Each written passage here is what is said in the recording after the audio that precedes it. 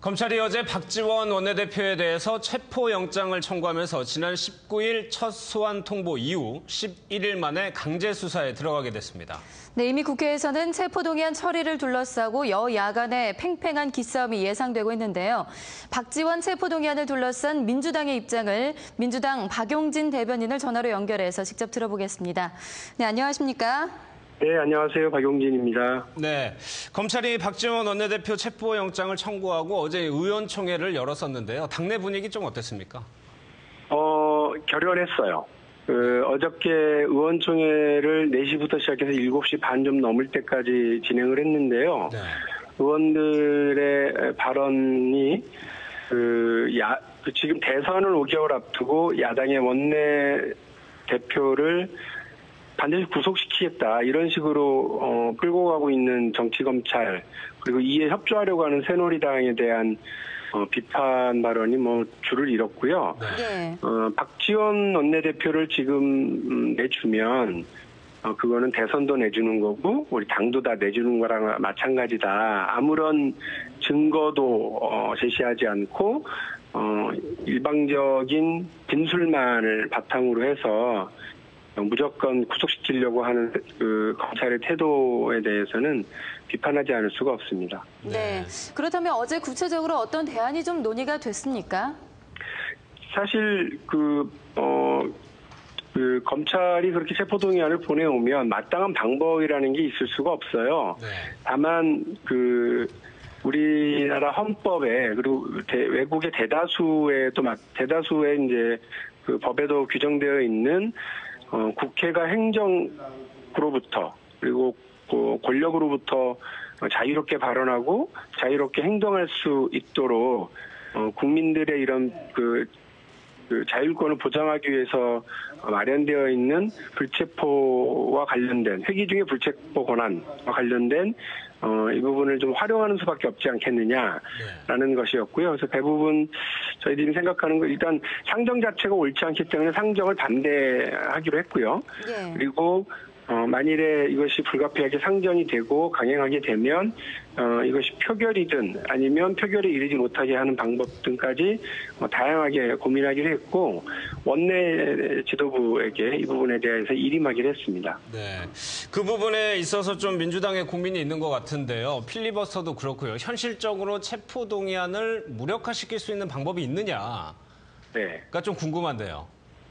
일단 체포동의안의 경우에 회기 중에는 국회의 본회의에 과반수 이상이 참석해서 과반수 이상의 찬성이 있어야 체포동의안이 가결되게 되고 이에 따라서 검찰에 출석하고 수사에 임할 수 있게 되어 있는 거거든요. 네. 일단 저희가 야당표를 최대한 모으고 그리고 새누리당 안에서도 이것이 부당하다고 하는 것을 동의하는 의원들이 상당 부분 계세요. 네. 지금 박지원 원내대표를 이렇게 하려고 하는 것이 마치 1979년 박정희 유신독재 때 김영삼 당시 신민당 대표죠. 유신독재에 대해서 비판적이라고 하는 이유로 의원직을 제명했었거든요.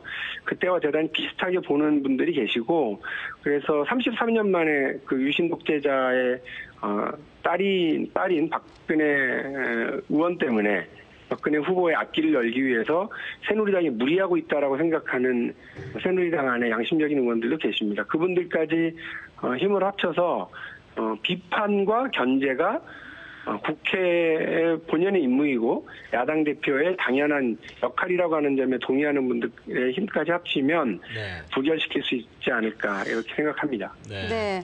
하지만 당내에서도 다른 입장이 좀 나오고 있거든요. 김동철 의원도 그렇고 황주영 의원도 그렇고 상당히 좀 강력하게 검찰 수사를 받아야 된다라고 얘기를 하고 있는데 당내에서 좀 이탈표가 발생하지 않을까요? 그 두 분의 경우는 그렇습니다. 첫 번째 김동철 의원의 경우는 이것이 부당한 수사이고 또 박지원 원내대표가 검찰의 의도대로 이렇게 끌려가는 것에는 동의하지 않는다. 다만 하나의 방편으로 자진 출두하는 것도 하나의 방법이지 않겠느냐. 토론을 위해서 내가 이야기한다라고 하는 것이 말씀의 대부분이었고요.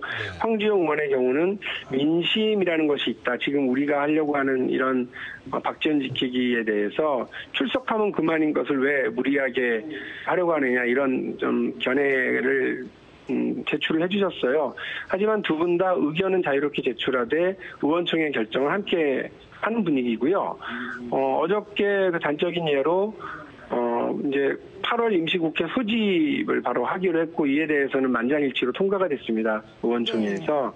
그렇기 때문에 저희 의원들의 경우 의원하게 함께 움직일 거라고 믿습니다. 지난번 한일 군사정보협정과 관련된 파행 때문에 김황식 국무총리에 대한 해임 건의안을 국회에서 표결을 했었는데 물론 그때도 새누리당이 방해를 해서 이것이 통과되지는 못했습니다만 그 당시 불가피하게 못 오시는 두 분을 제외한 127명 중에 125명이 전원 투표결에 참석했었거든요.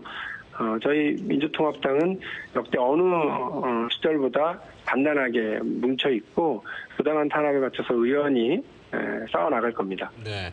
그런데요, 시간을 잠깐 되돌려 보면요. 정두원 의원의 체포동의안이 부결됐을 때 민주당이 좀 상당히 강하게 비판을 했었거든요. 네, 그렇습니다. 지금 상황하고 그때하고 다른 겁니까? 그럼요. 정두원 의원의 경우는 일단 본인이 인정하는 혐의가 있습니다. 네. 본인은 억울하다거나 혹은 배달 사고가 아니냐고 강하게 이야기하셨었습니다만 어쨌거나 검찰이 제시하는 일정한 물증과 정황에 대해서 인정하는 바가 있었습니다. 수사의 필요가 있었던 거죠. 그렇지만 지금 박지원 원내대표의 경우에는 하나부터 열까지 앞뒤가 맞지 않는 이야기들입니다. 그리고 또 시간을 돌려서 역시 생각을 해보십시오. 처음에는 솔로몬에서 시작했다 사마 갔다가 보혜 갔다가 보혜 양조 갔다가 지금은 또 뭐 써내문 얘기까지 나옵니다. 네. 도대체 이게 지금 수사입니까? 아니면 마구잡이로 갖다 붙이기를 하는 겁니까? 이건 일반 국민들이라도 찬찬히 신문을 보신 분들이라면 지난 한 달 넘는 박지원에 대한 검찰의 공격 이것이 과연 정당한 것이냐 당연히 의문을 제기하지 않을 수가 없습니다.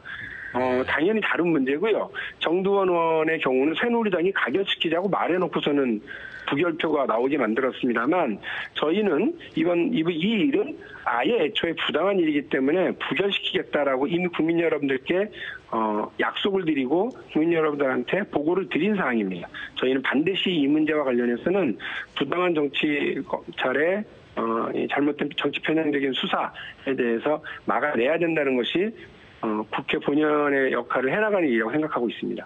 네, 알겠습니다. 네, 오늘 말씀 여기까지 듣겠습니다. 고맙습니다. 네.